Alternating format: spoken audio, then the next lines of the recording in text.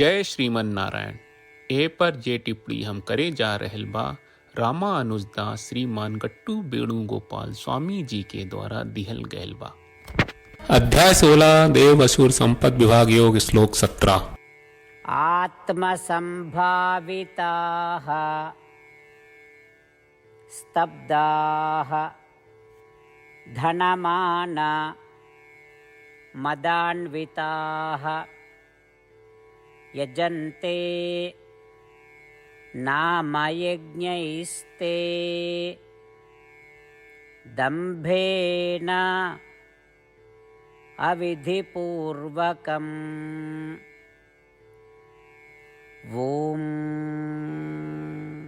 गीताचार्य श्री कृष्ण परमात्मा अर्जुन समेत हमनी सबके देव असुर संपद विभाग योग सिखा रहल बानी। परमात्मा कह रहल बाड़ा नरे अर्जुन राक्षसी स्वभाव वाला लोग ऊ लोग कहत रहला कि ऊ लोग महान बा घमंडी होले, जैसे कि ऊ लोग सब कुछ जानत होके बड़े लोग के इज्जत न करेले, पैसा आत्मसम्मान और अहंकार का नशा में धुत रहले। ई लोग यज्ञ भी करेला लेकिन विश्व प्रसिद्ध पावे खातिर ई लोग आडंबर पूर्ण यज्ञ करेला, बिना शास्त्र के नियम के संपन्न कहले, शास्त्र के सब आदेश के उल्लंघन करे। ई कह के श्री कृष्ण परमात्मा आसुरी स्वभाव के लोग के व्यवहार के बारे में बतावत बाड़न और ऐसी प्रवृत्ति ना अपनावे के निर्देश दे रहे बाड़न।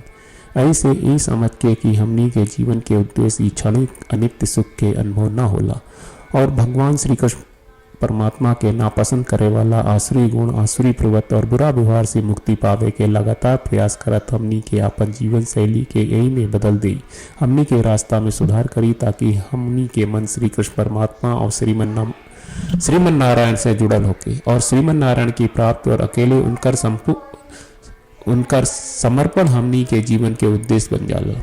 आई श्री कृष्ण परमात्मा के वचन के श्लोक के रूप में जैसन वा वैसने दोहरावे के कोशिश करी जा।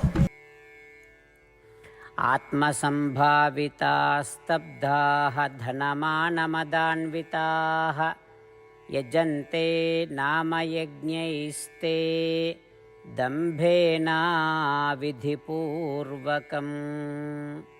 श्रीमद् भगवत गीता का पूरा सार श्री कृष्ण परमात्मा ने अध्याय 18वें के श्लोक 65 से 70 में 8 काम करे खातिर दिले बाड़े। श्री कृष्ण कहले हम ओ लोगन से प्रेम करनी जो लोग इन 8 बातन के मान तारे, हम ओ भक्तन के हर तरह से रक्षा करब। श्री कृष्ण परमात्मा के द्वारा बोलल गईल संपूर्ण भगवत गीता सुनला के बाद अर्जुन कहले करिष्ये वचनम त्वा, जेके मतलब बा कृष्ण मैं उही करब जौन आप कही। यही कारण बा श्री कृष्ण अर्जुन के हर तरह के सफलता आ विजय प्रदान करेले। आई परमात्मा के आपन व्रत देई कि हमनी के ये 8 गौ कर्म के पालन करी जा। ई वचन परमात्मा के देवे से बड़न कौनो पूजा तपस्या यज्ञ नहीं। हम 8 प्रण कहब जौन हमनी के करे के चाहिए। आप सब कृपया इन्हन के आपन दिमाग और दिल में सोची।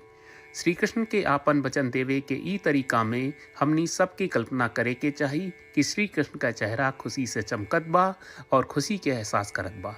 जय श्रीमन नारायण। यहाँ हमनी के 8 वादा बा। हमनी के पहला वादा, हे श्रीमन नारायण आपका निर्देश के मुताबिक हम हमेशा तोहार ध्यान करब और तोहार बारे में सोचब। हमनी के दूसर वादा, हे श्रीमन नारायण आपका सलाह का अनुसार हम हमेशा आपका भक्त रहब। हमनी के तीसर वादा, हे श्रीमन नारायण हम आपन सब काम तोहरा सेवा के रूप में और तोहरा संतुष्टि खातिर करब। हमनी के चौथा वादा, हे श्रीमन नारायण जैस की आप माने के कहले रहलू, हमरा बहुत विश्वास बा कि हम आपके होई और हम हमेशा आपन दोनों हाथ जोड़ के आपके नमस्कार करब और आपकी पूजा करब। हमनी के पांचवा वादा, हे श्रीमन नारायण हमरा के तोरा बात माम एकम शरणम ब्रज 1866 याद कहले, जहां आप हमरा के आपन का अर्पित करे का कहा। श्रीमन नारायण मैं हमेशा तोहरे शरण में रहब। हमनी के छठवां वादा, हे श्रीमन नारायण हमरा के तोहरा बात माँ सुचहा 1866 याद कहले कि आप हमनी के शोक ना करे का आश्वासन दे रहे बड़े, हम अब और शोक ना करब। हमनी के 7वां वादा, हे श्रीमन नारायण आपने हमरा खातिर श्रीमद् भगवत गीता के वितरण करके हम सब के कृपा कहले और आशीर्वाद दहले बा। हम वादा करत बानी कि रोजाना कम से कम एक श्लोक पढ़ब या सुनब। हमनी के 8वां वादा। हे श्रीमन नारायण, आप गीता के पूरा मानवता तक ले गयलू। हम गीता में आपके दिव्य वचन के उन भक्तन तक पहुँचावे के प्रयास करब जे गीता से अपरिचित बा। हे श्रीमन नारायण, हम उई करब जौन तू करे का कहब।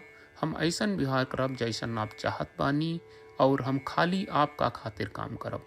श्रीमन नारायण के रोज आपन वचन देहल कि हम ओइस करब जैस आप कहत बानी। ई अपने आप में बड़न पूजा बा।